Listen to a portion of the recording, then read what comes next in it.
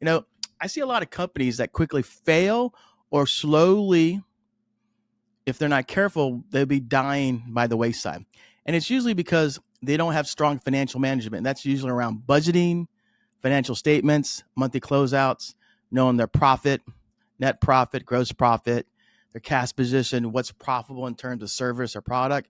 I mean, I find out, and I wasn't really, when I think about this, I wasn't really, you know, good about understanding this, and at least since the last couple of years.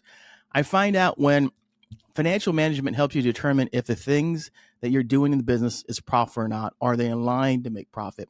And I find a lot of the companies, if their financial management isn't very strong, an ideal segment of their business that they're paying attention to, what's going to happen is they're going to struggle. They're going to have a hard time making business decisions around their cash position. And then what happens is I find companies who they have tremendous amount of debt.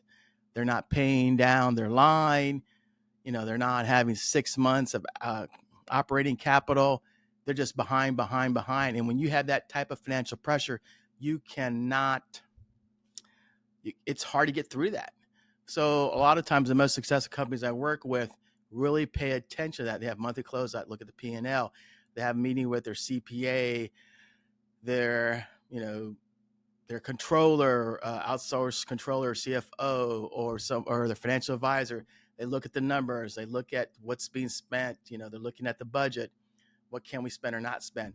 The reason they do that is because they want to make sure that financial managers can make and break a company.